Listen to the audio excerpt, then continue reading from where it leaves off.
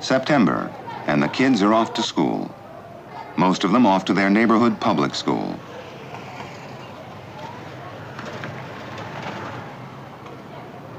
But the neighborhoods have changed. Where once the public schools truly represented a cross-section of children of varied incomes and backgrounds, today, unwillingly but inevitably, many city schools have become ghetto schools, a concentration of race, poverty, and defeat. You put a school down in the middle of a ghetto, and you're there, goodbye. And then the principal and his staff and the secretaries, they are down in there, and they must then continue what is known as the educational process. The teachers are turned off, somewhat the administrators are turned off, somewhat I'm turned off. What I'm trying to say really, the total picture here, is that nobody can function well and effectively in the ghetto.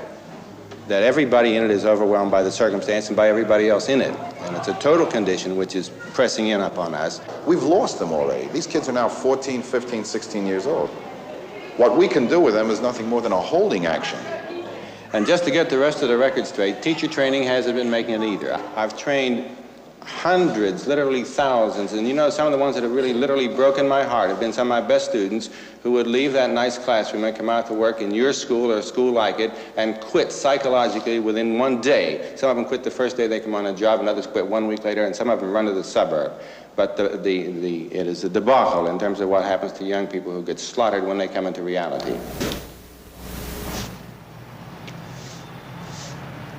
NET Journal presents The Way It Is.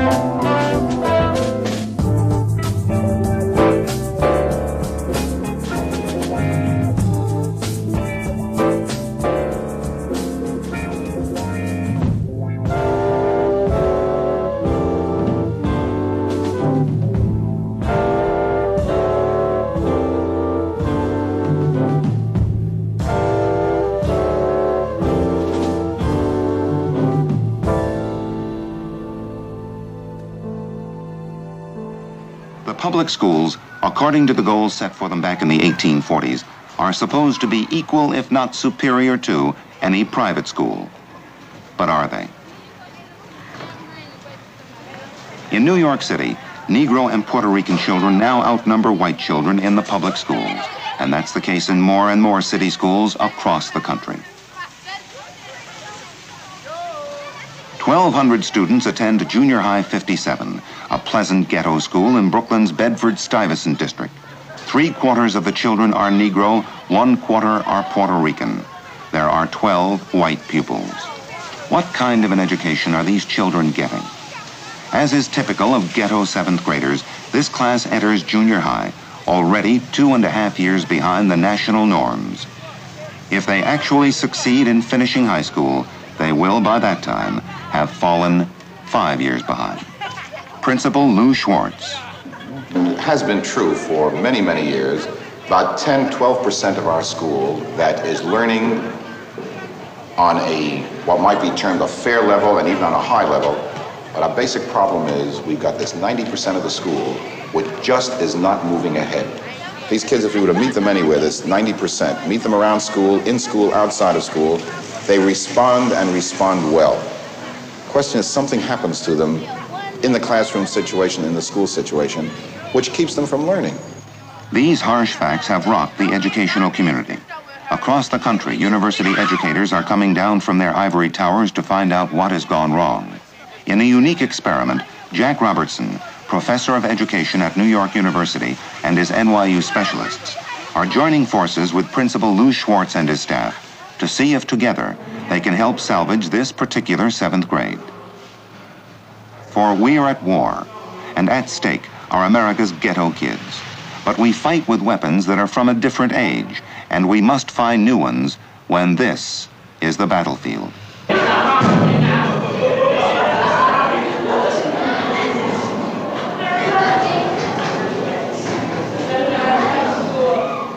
NYU plans to divide the 17 classes of the 7th grade into 6 clusters, each made up of 3 classes that will share the same teachers and an NYU cluster leader. This is one such class.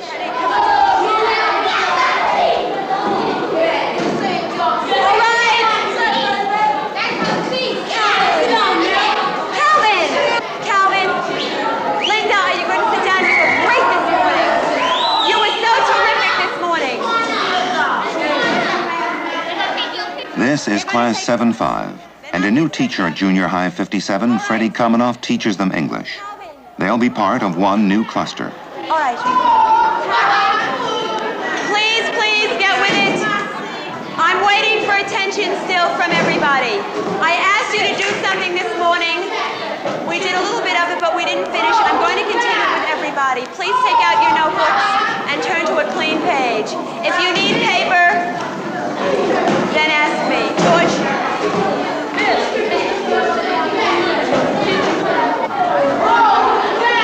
Calvin, you have your loose leaf. Could I ask you to open it?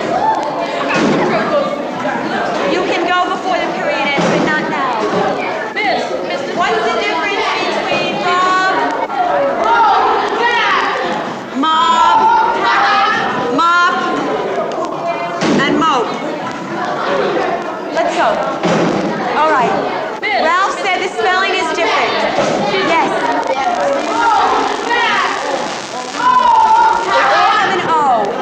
Is the sound really the same? Do these words rhyme? Or if so, which ones rhyme? Who can explain to George what's happening? George?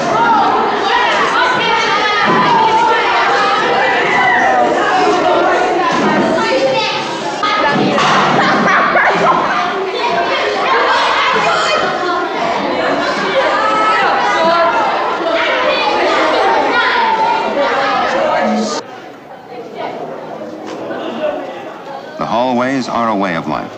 While the classes go on, they are never empty and rarely quiet. All right, sit down. Let me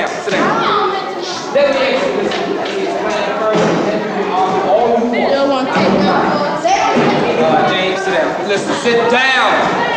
Listen, I said sit down. Sit down, Stephen.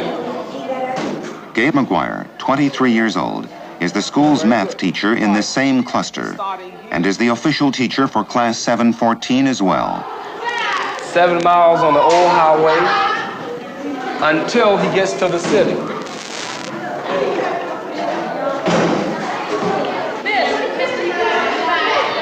Willie, wait just a second. You keep saying you get the wrong answer. How do you know it's the wrong answer? How do you know? Because you won't get 110. I think one thing that I have common with these kids is the fact that I was from a large family of 8 children. My father was a steel worker, and I'm from a broken home. It was just mental turmoil there for a long period of time. And I sense the confusion that many of these kids exist under now.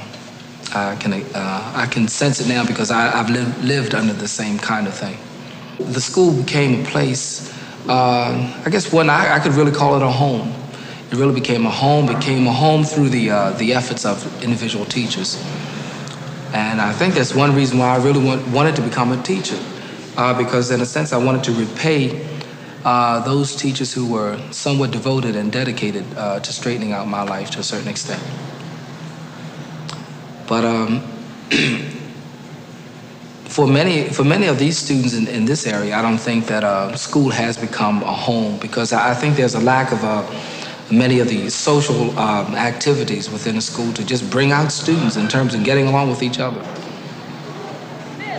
Even stick some water, man. Yeah, you sit over there. Bruce, sit over here so I don't trip on you. Hey, bring it over here. All right. Come on, Ramon, sit where you belong. Sit where you belong now. George,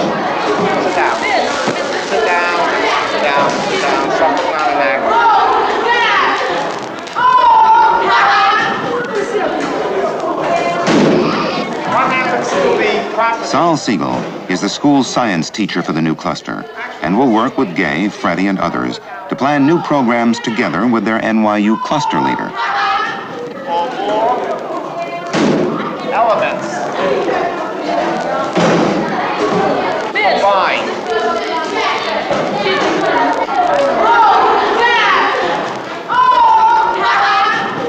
Make compound. Right? Miss. Yes.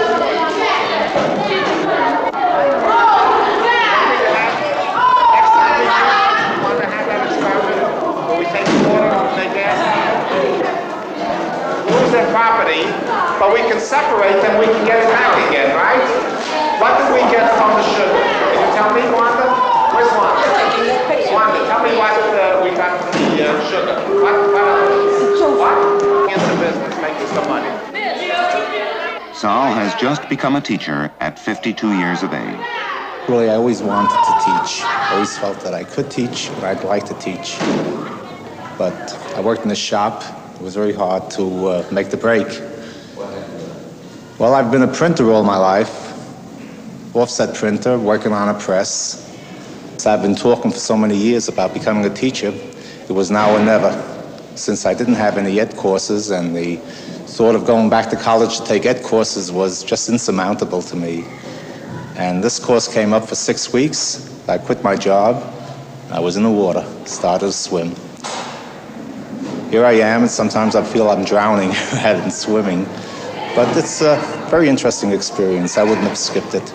I've come from a background similar to the children in this neighborhood, the slum background. Come from a family of 12 children. And I thought, it was all theory at the time, that I would have some common bases with the children in this neighborhood. And I came here, and I think it's true yet. But certainly it's different, completely different than anything I imagined it would be like.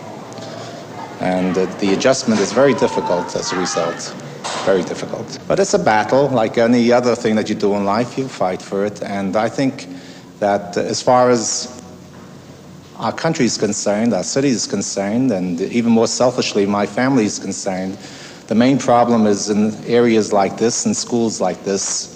And it has to be solved one way or another if my kids are going to live in a world where they can have a chance.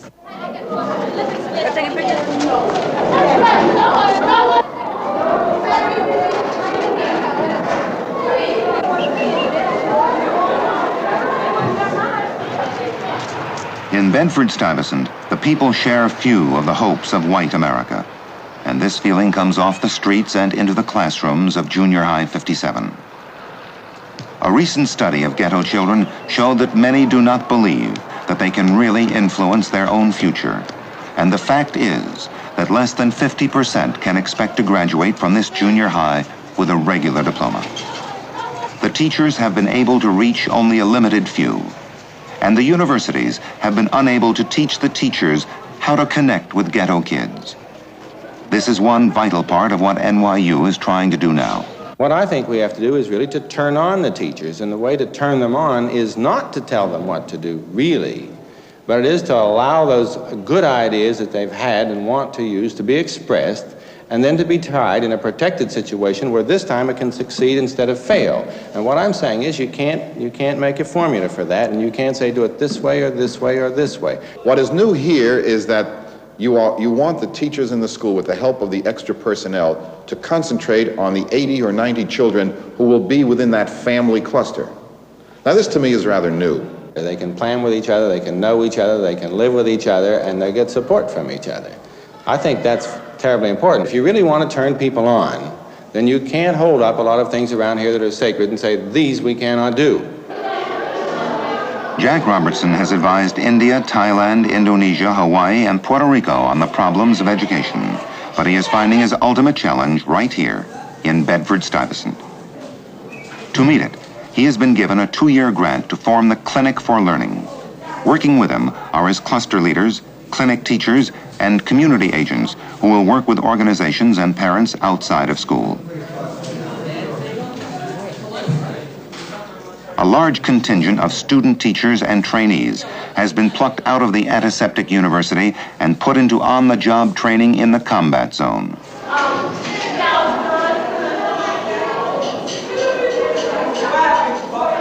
Professor Robertson and his people try to get the feel of the school. If you didn't have to come to school, would you? No, I wouldn't. And I'll tell you why, because they don't have nothing that interests me. I think school is fun. School is fun? Yes. No kidding. How about learning? It's fun, and it's nice learning things that you never heard of, and words and stuff. What kind of teacher would you really like to have all the time? Yeah. I like to have a strict teacher. I like strict teachers, but, you know, not that strict like last year. They used to get on us. They talk about they like them strict teachers, and some of them like the soft teachers. I don't like neither one of them. Well, what is it that you do like, then, Jim? I like the teachers that's in between. They don't let you get away with nothing, and they show you how to do the work. How long does it take you to learn a teacher? One day. One day? One period. Okay. Yeah. Well, if you don't give teachers no trouble, they won't give you no trouble. And I never had trouble with a teacher yet. You be too soft. You too soft. Some way Jack Robertson used to slap you. Be nice to them, and you think they're gonna be nice to you. That's right. Isn't that the way people usually behave towards each other? If someone's nice to you, you be nice to them? Yeah. Yeah. So, well, what goes wrong? But you be too nice. You're not the easiest group of boys and girls to work with. Do like that. You're not the hardest. Why do you run around the room all the time? To have fun. Is that what true? do it so we might have one face. That's all.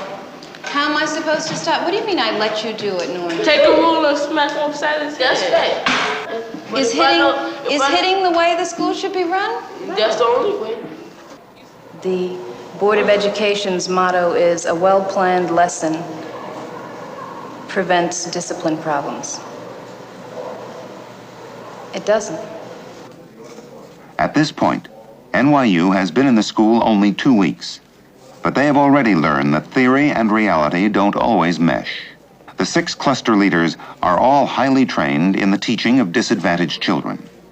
But teaching them together on their home ground in a ghetto classroom 5 days a week is something else again. I tore my hair out today because I had 11 students with 2 teachers, and we were sitting in a courtroom scene watching a dope addiction case. We were walking through markets. We were going into churches, and we couldn't control this 11 group. 11 slayed 2 teachers. 11 slayed us. So my whole role now is changing. I'm very self-critical this week because I put in probably the hardest week of my life. And I don't feel exactly defeated, but I have to change everything that I've been doing. For instance, I had never realized the enormity and depth of the problem. I thought it was going to be a situation where there was a school with a bunch of hard-working teachers simply doing the wrong things. The kids couldn't read. And when I say they couldn't read, I don't mean they couldn't read poorly. They couldn't identify an F, or they couldn't identify a G, or they couldn't pronounce the word T-O. The problem was this severe. I guess what I'm trying to say is I just never realized how deep the whole problem is. And when you think that this is going on in other cities throughout the whole country, it's a shattering kind of experience. The greatest teacher in the world, in my opinion, at this moment, can't be heard in this setting. Is the children can't hear what's going on in that classroom. And they can't hear what's going on in that classroom because of the chaos and the tumult and the turmoil which is inside of them. And that tumult and turmoil and chaos which is inside of them is supported every moment by the tumult and the chaos and the turmoil outside of them. That is in the street and in the home too, and in the school certainly, very clearly in the school. And at least I now see the question. And the question is, how can you make it possible for children to listen? And how can we make it possible for children to hear? And I think we may be on the right track when we think that if we could get them one by one, where the chaos departs because it's some single person and some single thing that they can hear.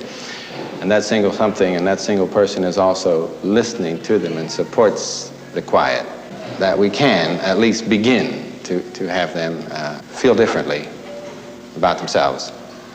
And hopefully they can expand from hearing one other person toward hearing several. Well, I come down to the question. The question is at the moment, how can we arrange this school and this community so that the children have a chance to listen and therefore a chance of learning? She said love's not complicated. It's a game of give and take. How long must I wait? How much more can I take before loneliness? They don't even listen to each other. They really don't even listen to each other, as I've seen it anyway. Judy LeVay, the leader of this cluster, has 5 years' experience, a master's degree in teaching disadvantaged children, and a highly successful record of experimental work with ghetto children outside of school. Her cluster leaders will receive extra help from her, from student aides, as well as community agents. They are working Saturdays, many evenings, and the phone calls to each other never stop. You know, you may have a student in your class who hasn't eaten, who's concerned about the fact that he doesn't know who his father is. Why don't we talk about these things in the classroom as part of the curriculum? You know, that these things, these needs that our kids have, that they bring with them when they come into this building every day, are the kinds of things that we may need to concentrate on if we ever are going to teach them anything. And I think, you know, in terms of the curriculum we have now, there's the possibility that maybe we have to chuck it. What can you substitute? You know, these kids have to take tests, and they're going to be tested all through their lives, all through their school life, I should say, and it's always based on the curricula. Every achievement test they take is based upon the curricula, so you have to do at least compromise in some way. You just can't chuck it. We may have to break that system, and if it means breaking the system up step, learn, test, step, learn, test. Maybe we'll have to break this. Which Maybe we can worked through successfully until now, That's right? right. That's why we have this problem. These kids are failing. Let's face it. Last year, I was teaching an English class, and my field is mathematics. Right. When I went into that class, it was just complete chaos. We had about 8 teachers who had been in the class before, and I was the, let's say, 9th or the 8th teacher. I don't remember. What did you do? I taught socializing skills of socializing. When I went into that classroom, students would, they didn't even know each other. They would do everything. You had a little group here, a little group here, and a little group there. I had kids who would constantly fight back at each other. I mean, vicious language. And the main part and the main success was actually getting them to know each other. Jimmy is no troublemaker in school. He just withdraws. You leave him alone, and he'll leave you alone. Jimmy has been held over in the 7th grade. He was absent last year over 50 times. At school, he is remote from his classmates and his teachers. But this year, he is coming to school more often and receiving a lot of individual attention. How about some of these words here? How about this word friendly? Friendly. Yeah. You know, like, what's it mean to you, you know, when somebody's friendly? Me and Robert's friendly with me. How does it make you feel when Robert's friendly to you? Robert, like if he sees somebody in this school messing with me, he'll tell me, leave me alone. My mother told me, she said, don't never fight your friends and your brothers. Fight your enemies. That's what she said. Does your mother give you advice like that very often? My mother told me. She said, what you get out of not coming to school? You be cold out there, you be hungry and whatnot. Do you believe that? Yeah. I was hungry a lot of times out there. Yeah? Yeah. So when you come to school, you get something to eat? Yeah. Well, that's a good reason for coming to school, huh? No, I don't come to school to eat. I come to school to learn. And at 3 o'clock, I go And I look at them girls in class the whole time. I go talk to them sometimes. Only at 3 o'clock you look at girls? At 12 o'clock too. How many 30 months is equal to how many years? 2.5 what? 2.5 years? It is not 2.5 years, man. 30 months is 2.5 years, son. 30 months ain't not no 2.5 years.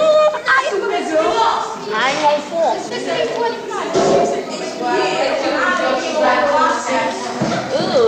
How's it gonna be years?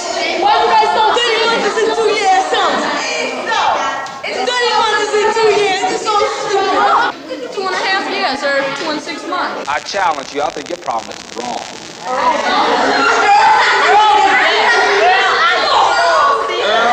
I challenge you. I think it's wrong. True. It's 2 years, right? That's 2 years. How much left? 6, right? That's right. I told you I'm right. 12 months in a year. Yeah, you didn't know that? So how many months are there in 2 years? 24.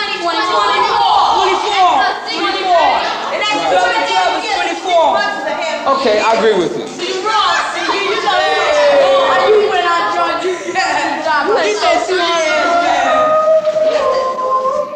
You just can't say to a class, I think you kids are great. These kids just don't believe words. It's not enough. They don't see any action to back up these words. The only thing that they care about is what you actually do. And sometimes when you get good and mad with a kid, when he does something wrong, he knows that you really care about him. Teaching, as I've seen it, is both marvelous and terrible, because a teacher can make such a big difference in the lives of kids. And we mustn't, we just mustn't throw our fears into them. And we got to make, in a sense, make every student better than what we are. And we've got to make the classroom an island of peace in the middle of all that mass chaos that these kids live in. Until you send word? Yeah, I'll announce the classes as they should go on. Among the teachers of Junior High 57, there are mixed feelings about what the clusters are doing, and even among themselves there is disagreement as to what is the best thing to do. Everyone knows there's a problem, but what is the solution? Nobody there, that's what the basic problem, they're here, but they don't really know what they're doing. To find out whether or not this will work. Well, you have to give it time, but I think if the leaders have no idea of what they're doing... We can't condemn it right away. Jack Robertson, who is in charge of this, stated his views. And his views were that the problem with this school was that the odds against the teacher were so great, the teacher could not achieve.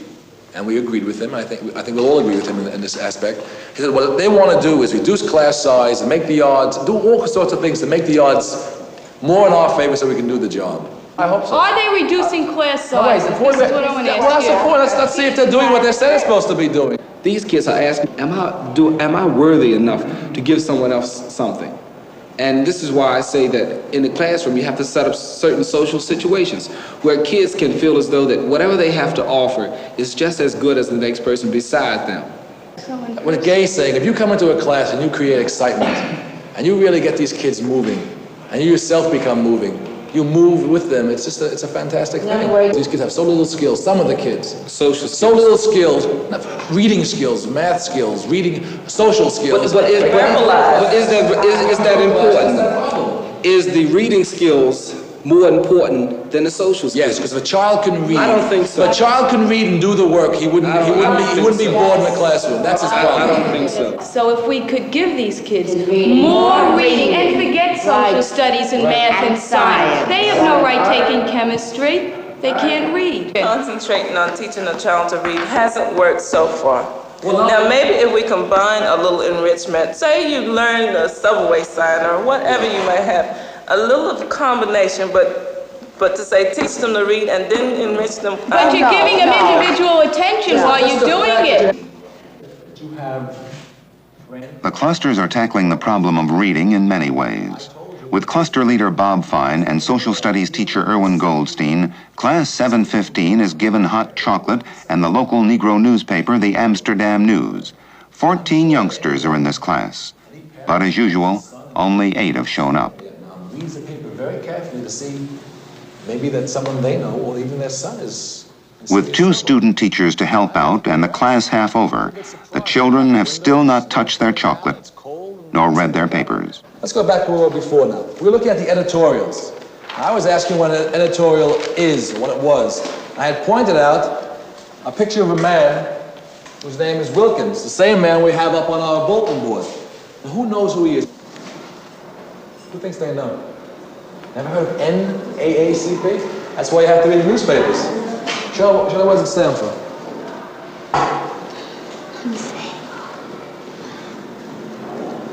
Huh? Edward, you remember? No? No one remembers? Well, I think to help you remember, we're going to call it out. Teachers will go out to small groups. I'll work with this group. Mr. Vaughn will work with this group. We'll work out, we'll just break out now. We'll work over the editorials and show them what an editorial is about. We'll deal with it as an opinion, someone's opinion, okay? Only when the class splits up into groups of 2 do the kids start to participate. And you, Rochelle, the ruckus is about one of the big 3 of the civil rights problems. These are education, employment, and housing. So you see, Roy Wilkins says the biggest problem that they face is education, civil rights, education, employment, and housing. He's going to talk about employment. Okay, read some more, Deborah. The Negro has been down so long that it is difficult to pick priorities. Certainly, employment, discrimination ranks high among the 3. Did you ever write a letter to anybody? You never did. Did you know that newspapers have a section where people can send letters right to the newspaper, and sometimes they print them? Here's one about a man named what? Adam what? Clayton. Adam Clayton Powell. Did you ever hear of him? No. You never heard of Adam Clayton Powell? No. Right? You can learn about him. He happens to be an important man in New York City politics. And if you want to learn something about him, here's a chance right here in a letter, right? It says something here about Adam Clayton Powell being a Negro. Did you know he was a Negro? Mm-hmm. Did you? No. You didn't, right? Well, I think this just points out in a very dramatic way that the kid's basic antagonism towards school still maintains itself no matter what we try. We have to break the mold that these kids are in, the mold of dislike, of fear, of lack of responsiveness to school. If school does it, it's no good. It's no good at all. Why is it no good? The gulf between the children and the school is in part a reflection of the gulf between the school and the community. The kids see their teachers leave each day, but they remain here, in the ghetto, with all its frustrations and isolation.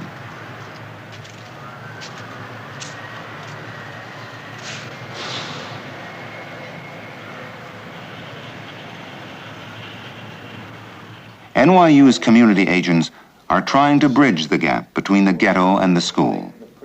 One way is to try to learn from the kids what their life is like outside of school. They should clean up the streets and build new houses where the slums areas. Who's they? The city. New York City. Who's they? Yeah, I saw your hand up, bro. If they put locks on the door so the winos can't get inside the place and drink and snuff glue and smoke reefer, the building may probably smell better. And if they repair the houses... Who repairs the houses? The government. Would you like to live in one of those, in the projects, or would you like to live where you're living? Projects. How come? Because there's, like, when you come downstairs, there's not people in your hallway, like cops. Sometimes they're around there, And some, they have elevators that cops can see through. Like, when you be messing around with the elevators, cops can see you. Why don't the cops make everything work right in the rest of the area? They make them right. They make them. Huh? Some cops are scared to go in their neighborhoods. Like what? Like what area? Why are they scared? They're scared. There are newspaper times that because two cops walk through the block and they got stoned and whatnot. It all depends on what. I mean, it don't depend, but some cops are scared because you know the men, they'll fight them back. Is there a policeman on this corner here? There's a cop. Big Joe. And I saw Big Joe. He grabbed this guy, picked him up with one hand and threw him against the gate. Boy, I know that guy back was hurt. He slapped him on the head, took his blackjack, hit him in the chest with it. Oh, boy. Guy was pitiful, and I think he took him to the station. Did that kid deserve what Big Joe did to him? Yeah. Well, I've seen him come and I've seen him go. I've seen the married ones come back and say hello to me occasionally with their families, and I've seen the bad ones come out of jail and they still come back and say hello to me. How do they feel about you? Well, you can ask any one of them out here about me. I assume that they all like me and admire me. Do you like Big Joe? I like him. How is he? What? You like Big Joe? Yeah. Big Joe. Dan Dobin has been doing a neighborhood census with some kids from Judy's cluster. They're making a street map to show where every 7th grader lives. Many of the kids don't know that a classmate lives on the very same block they do. How many lived here before? Up to 14. Excuse me? Up to the 3rd floor. Up to the 3rd floor? Yes. Right. Do you live here? Yes. Okay. Are the names on the mailboxes? Oh, we don't have no mailbox. The mailbox is no good. We never had none since we've been here.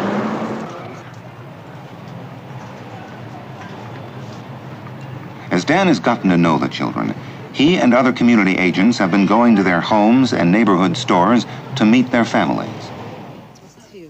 NYU has hired local people such as Jeanette Hughes to reach the families and bring them into school. And they should go up to school and take care of it and make sure their kids get the same type of education that any other children are getting. And if they're not getting it, why they don't get it. And find out why and do something about it and help that school get that school on its feet. Because as far as I'm concerned, you can pay people to come in to teach your child anything. That doesn't say your child is going to learn if it doesn't want to learn or if it feels that they're not learning, that they don't want to be accepted into a society. This is a feeling that a lot of people have because they get tired of getting pushed around, kicked around, told what to do, and being put in their place. I think it's about time that the people get up off their rears and do something about it. And I do know that people are getting up a little more off their rears and will do something about it. But do they? What do you feel about the school? Well, I think it's a nice school, but the kids are a little slow in learning, you know, but it's a nice school. Do you belong to the PTA? No, I'm not. Why not? Well, it's something I just hadn't gotten around to do yet. Well, do you know that your child needs you at school? Well, I guess so. This is Jimmy's mother. She has 7 children, 3 of them now attending 57. Have you ever been to the school? No, I haven't. Do you belong to the Parents Teachers Association? No, I don't. Why not? Well, I really haven't had the time, you know. Do you know what's going on at the school? Do you know what the school is like? No, I don't. Well, what does your child say about the school?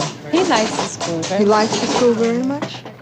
The community agents go into the churches to try with the minister to get the members to become active in the school. One woman's son did not attend school for 3 years. Can you tell me why was he out of school for those 3 years? His father wouldn't let him go to school. His father would say, Harry, I want you to stay home and work today. I never had any learning. I don't care if you get any. He would say just those words. Do you think there is learning going on in the school? And do you think that everything is going along as well as it could be? Well, I think some of the children are learning in 57. And the ones, like I said, if they really want to learn, they'll learn regardless of 57 or any other school. And if the teachers, I mean, I know they get bored and everything with the children, but if they would, you know, be just a little discipline upon them, if it's even coming, you know, to a striking one to make them obey, I think, you know, it should be done. And the parents should be pleased, because if my kids get so unmanaged, I think they should be struck with a rule. It pleases me. Why do you think that the children don't want to learn? What will make them learn? Here's the way I feel. Why they don't want to learn? Just because in the mornings when they get ready to go to school, we already know, our parents already know they ain't learning. We should tell them, you must, when the teacher get up before you pay attention to the teacher. Sit up and take notice and get your paper and pencil out, ready to write. What you see the other kids do, don't do that. You pay attention to the teacher, because quite naturally, if they ain't sitting up taking notice, they don't know to do anything. And you have to start, that's charity at home. Tell them before they leave that morning, must pay attention to the teacher. I have a 6-year-old kid going to school, and she said, Mama, today when I go to school, what you want me to pay attention to the teacher, what she said? I said, you sit up and take notice, get your paper and pencil, and write what she tell you. And you might not believe this, but she got her little P. Primer book. She's just about out of it. Those little thin back one. She sits up and take notice. And I tells Harry about it. In the afternoon, he come home from school. I said, Harry, your little sister's coming along so good in school. I want you to sit up and take notes like she does. I felt when I came in that a great deal could be done, that somewhere along the line, the teachers and the administrations, as well as the parents, were letting these kids down. And I think that the time has come when the community, and including the parents, ought to say to the principal, it's a two-way street. And we pledge our wholehearted cooperation, our support, and also our observation in terms of seeing that the job is done. We're not just pleading for it to be done. We want it done. Well, I'm willing to do anything that I can to help. Just let me know what it is. If these parents here will volunteer to put an hour in school once a week or once a month, there is so many children in school, that means these kids see you there. It's about time that you take your responsibility. No one else is going to take it, and no one else is going to care. Even the teacher who's teaching, she makes her money and she goes home. That's right. And you might as well face it the way it is. April Williams has a daughter in the 7th grade and has become a community agent. She is now showing a few visiting mothers through the school. All I'm saying is this, that the most important thing to us as a people, is this school and our children. And no matter how many other things you talk about, no matter how many other things you do, these are your children, and you cannot leave the job up to anyone else. We'll try to help you if you tell us. But you're not helping me. This is my first visit here, so what you want me to do in one day? I haven't been yet. You're gonna come back then? I'll try. I work. I don't sit around. They visit the principal to find out how they can help. But even with this great effort, only a few mothers are becoming truly involved. For those who are, the reality of the school hits hard. Boy and the girl in there making love, the teacher looking, laughing. The kids running out the classroom, slamming the door, the teacher coming in the hallway yelling.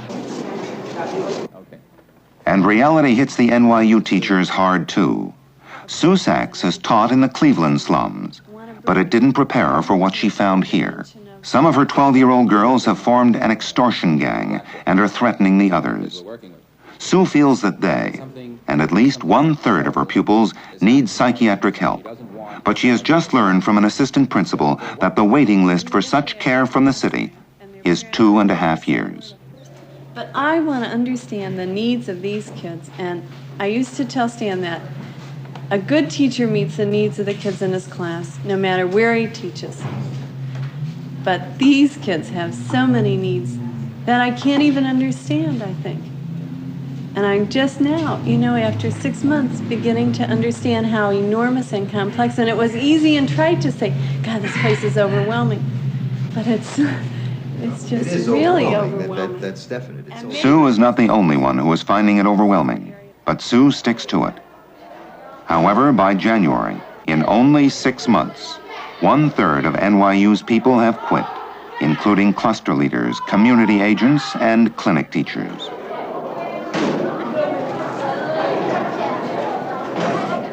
NYU students have been reluctant to come out to teach in the ghetto, fearing violence. But by now, the grapevine has begun to work, and reinforcements are pouring in. 50 additional student teachers and aides, plus new teachers, make a total of over 60 extra people just for the 7th grade. Judy uses 2 of them for her special class. In the past, she has been able to raise the reading level of other ghetto children 5 years in 2 months. But she didn't do it in a regular school setting, and the same techniques just don't seem to work here. So she has peeled off the non-readers from her 3 cluster classes, and with her 2 student teachers, she sees them for several hours each day. They are trying many different approaches. Right now, Judy's trying to stimulate the kids with a detective story in cartoon form. Her goal, to try to get them to allow themselves to learn, and to use those brains which are so active outside the classroom. Think back, all of the people that we've read about so far. Who could be some of the guys that could have stolen the money? The man from the bank. The man from the bank.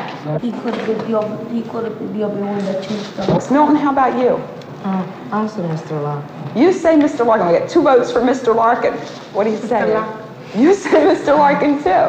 Okay, we're going to let it hang right there, and we'll find out tomorrow, dum dum dum dum, who is the culprit, okay?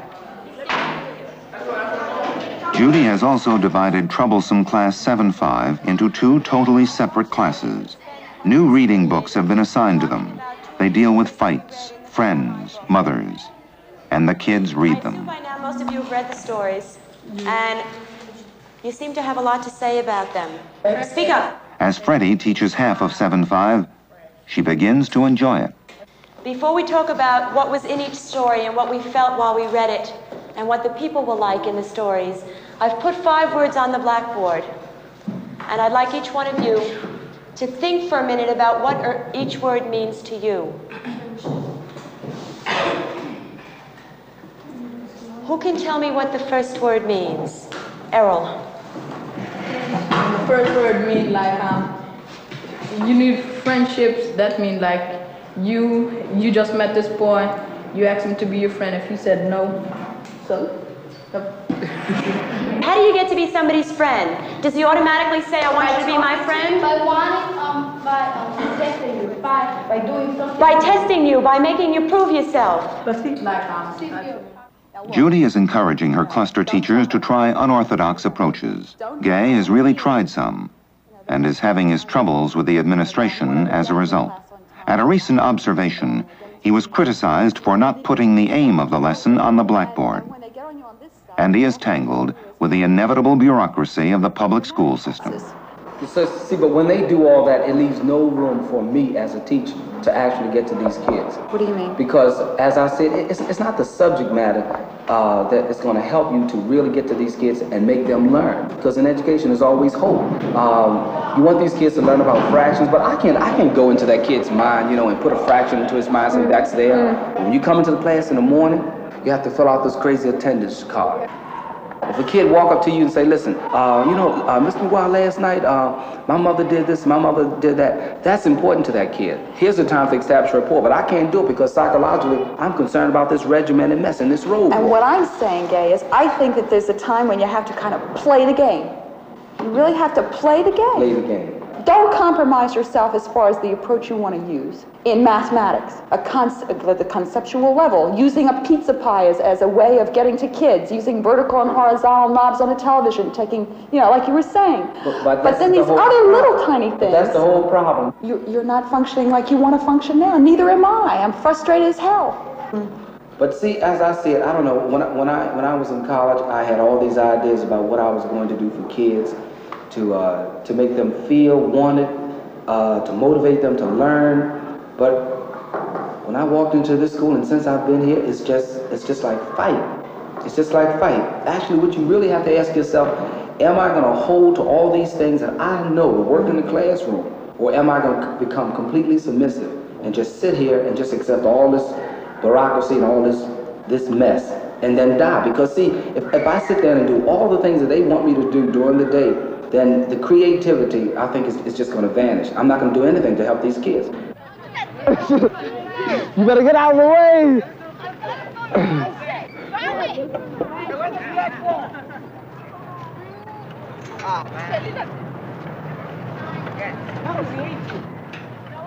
Now, what I want you to tell me is what part of her body is sweeping out of a curve? With Judy's help, Gay is able to put some of his ideas to work. What kind of line? A curved line. That's right. Follow her eyes as they go down. Do you see a curve? Can you actually see it? What do you do then? You imagine it, right? It's in your mind. Very good, because you can't see a line. Okay.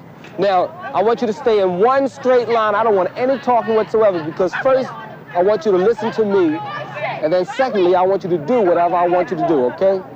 I'll do it first. Let's go here to the sliding board. All right, Carolyn, you can stop. Stop in the name of love. Mr. Fink, could you wait for her? All right, everyone else over here. No, we got to go sliding board.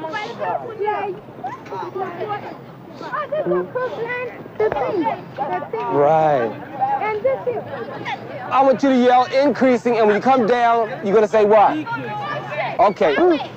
Come on! All right, you're increasing and decreasing.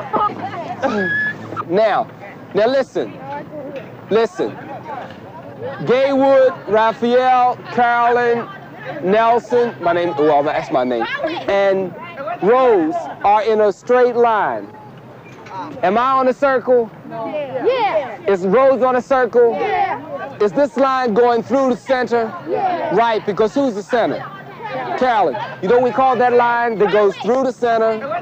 And no, it is a vertical. It can be a vertical line, but it's called a diameter. Say the word. Diameter. Woo, that's good. How many people over there? Arsheen, you're in my group. Come here. Come on over here before. Boy, all right, don't put that foot in that shoe. Gay McGuire's class, 714, has, to a great degree, achieved something that the other classes haven't. And that is a sense of unity. They don't try to tear each other down and make fun of each other and just destroy each other, but to help each other. It shows itself in so many different ways. And it transfers itself into the other classes. Change your mind? No. That's what I like. Someone has a firm opinion. See, I'm a magnet that can pick up the rope. How about the wood? No. Boy, this class can't pull your know-how, huh? How about this wire? Yeah. No. No. Yeah. Oh, we have a few people here without firm opinions, huh? How about that? You know, when you know something, until somebody proves differently, you know it. Dorothy, put down what type of materials a magnet will pick up. We said it'll pick up iron, but it won't pick up copper. Now, we don't have any cobalt, but it'll pick up cobalt too. That's a metal. C-O-B-A-L-T. Now I have some nails. When you give them work and they see that their fellow students are having trouble, they go over and they try to help them. C-O-B-B-A-L-T. B like in Benny. B-A-L-T. All right, now, thank you, Dorothy.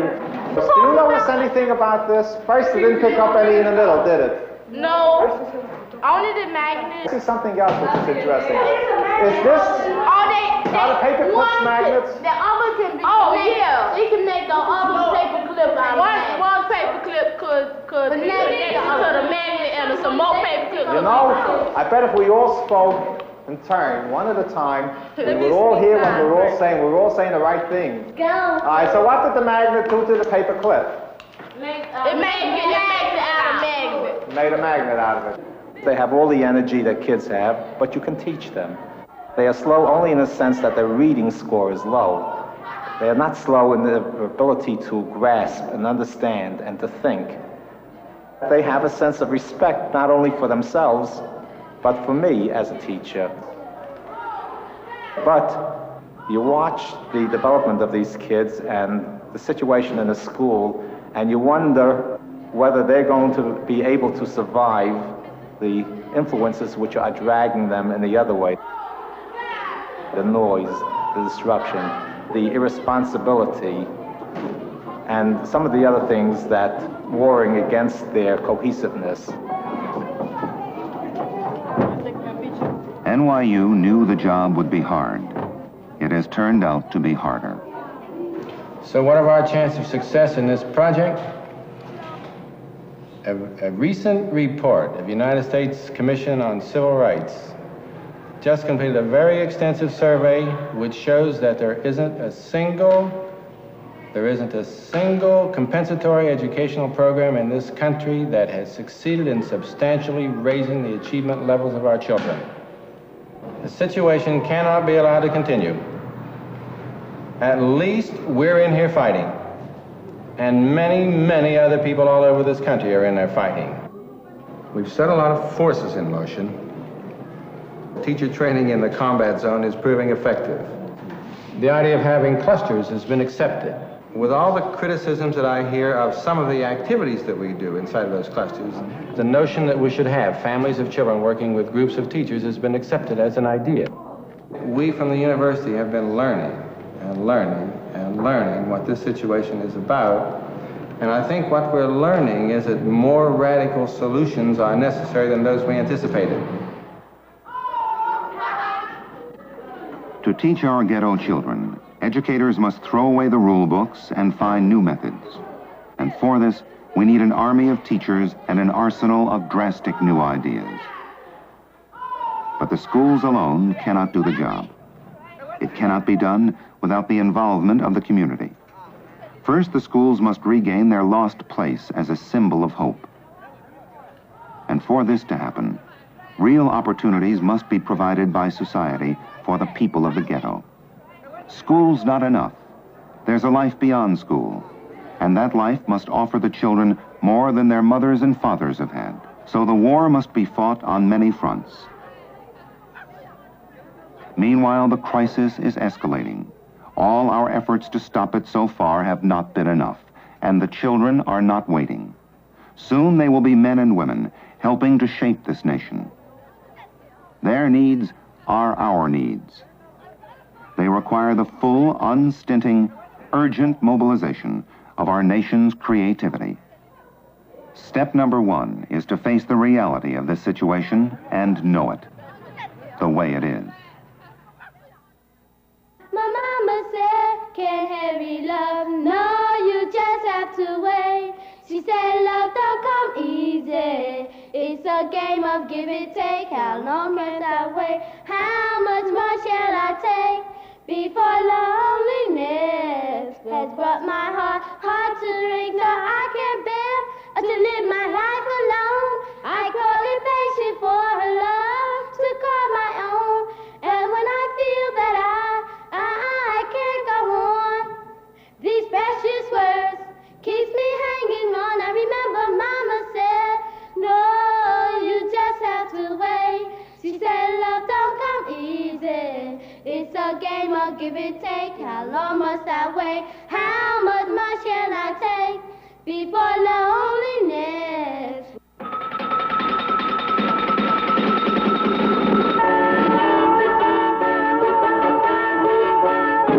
This is NET, the National Educational Television Network.